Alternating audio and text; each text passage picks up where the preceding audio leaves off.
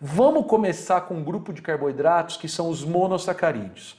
Esses são carboidratos simples, formados por 3 a 7 carbonos na molécula. A fórmula mínima de um carboidrato monossacarídeo é essa aqui, ó, CnH2nON. N é o número de carbonos e esse N varia de 3 a 7. Por exemplo, quando o N vale 3. Quando o N vale 3, o carboidrato é uma triose, lá, C3H6O3. Triose é um monossacarídeo com 3 carbonos. 4 carbonos, tetrose, C4H8O4. Com 5 carbonos, aí a gente tem uma pentose, C5H10O5. Pentoses são importantes. Tem 2 pentoses que são bem relevantes, você deve conhecer. Uma é a ribose. A ribose é uma pentose que compõe uma outra molécula orgânica chamada RNA. E a outra pentose importante se chama desoxirribose. Essa pentose compõe o DNA. Então, pentoses são importantes porque elas estão na estrutura de ácidos nucleicos, o DNA e o RNA. C6H12O6 são hexoses, monossacarídeos com 6 carbonos. Hexoses também são relevantes. Aqui vale a pena lembrar da glicose. Cara, não existe célula no planeta que não tenha glicose dentro dela. Esse monossacarídeo é o monossacarídeo mais conhecido.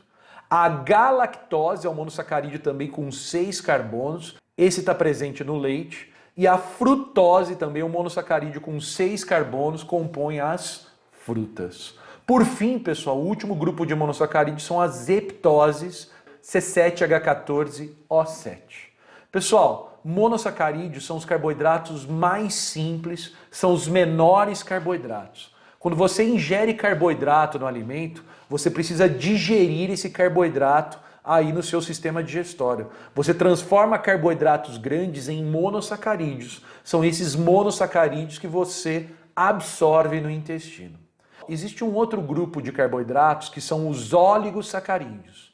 Oligosacarídeos são carboidratos formados pela união de 2 a 10 monossacarídeos na molécula. Toma cuidado, aqui não é de 2 a 10 carbonos, é de 2 a 10 monossacarídeos na molécula. Então, se eu juntar 2 até 10 dos monossacarídeos que a gente viu no slide anterior, a gente tem um oligosacarídeo. Dentro desses óligos, os disacarídeos são os mais conhecidos. Disacarídeo é um carboidrato formado pela união de 2 monossacarídeos. Eu junto um monossacarídeo mais outro monossacarídeo, eu tenho um disacarídeo. 3 disacarídeos importantes. O primeiro se chama maltose. A maltose ela é formada por 2 glicoses. Glicose não é mono? Junto 2 glicoses forma a maltose. A maltose ela é muito comum nos cereais. Então na cevada, no trigo, na soja a gente encontra muito maltose. Aqui está a fórmula química da maltose, 2 monossacarídeos juntos forma maltose. Outro disacarídeo bem conhecido é a lactose. Ela é formada por glicose mais galactose. Esse é o disacarídeo do leite. A galactose também é um disacarídeo formado por 2 monossacarídeos. Galactose é mono também, né? Pessoal, e por último, a sacarose. A sacarose ela é formada por uma glicose e por uma frutose. A frutose é um monossacarídeo, sacarose a gente encontra nas frutas, sacarose também está presente em grande quantidade na cana-de-açúcar. É a partir da sacarose que a gente produz o álcool, que a gente produz o açúcar refinado. Pessoal, disacarídeo é carboidrato simples, mas a gente não consegue aproveitar ele diretamente. A gente precisa de digeri-los, transformá-los em monossacarídeos para depois absorvê-los, tá bom? Ah, pessoal, tinha me esquecido, aqui está a fórmula química da sacarose, também é um disacarídeo. Por fim, pessoal, a gente tem os carboidratos do tipo polissacarídeos. Esses são os carboidratos mais complexos, são os maiores carboidratos, são polímeros. Eles são formados por muitos monossacarídeos na molécula. A gente diz que polissacarídeo ele é formado por N monossacarídeos na molécula. Esse N quer dizer muitos. Aqui a gente está falando de compostos químicos bem grandes. Pessoal, só para vocês terem uma ideia, esse aqui é o amido, é um polissacarídeo gigante formado por inúmeras glicoses. Tá vendo essa linha aqui, toda curvadinha aqui e aqui também? É porque tem mais monossacarídeos, não coube a molécula aqui no slide. A molécula é gigante, é um carboidrato enorme. Muitos monossacarídeos na molécula. Pessoal, a gente tem alguns polissacarídeos que são importantes e a gente vai fazer a associação deles com as funções que eles desempenham.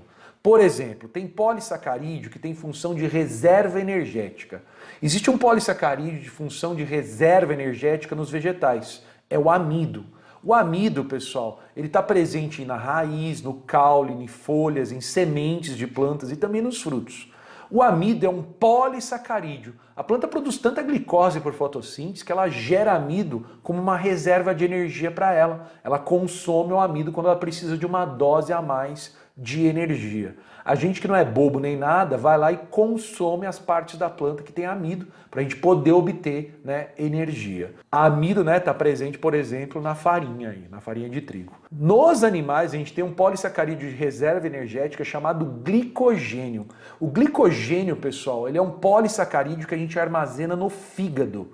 O fígado é um órgão que a gente faz a armazenagem de glicogênio. Outro lugar de estocagem de glicogênio no corpo são os músculos do nosso corpo. O polissacarídeo está ali, ele está estocado nesses órgãos e ele funciona como uma reserva energética. Você consome quando há uma necessidade energética maior.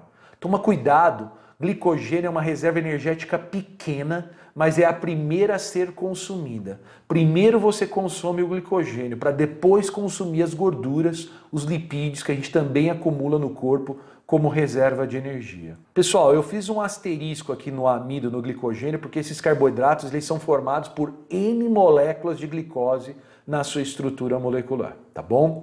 Existem outros carboidratos polissacarídeos que têm funções estruturais. Ao invés de dar energia, eles compõem a estrutura do corpo dos organismos. Existe um polissacarídeo estrutural fundamental para as plantas que se chama celulose. A celulose na planta não é para dar energia para ela, é para garantir a estrutura. A celulose, pessoal, ela está presente na parede celular de quase toda a célula vegetal. Agora, nos animais, a gente tem a quitina presente no exoesqueleto, polissacarídeo também. Sabe a casquinha dos insetos? Ela é formada por quitina, é um carboidrato.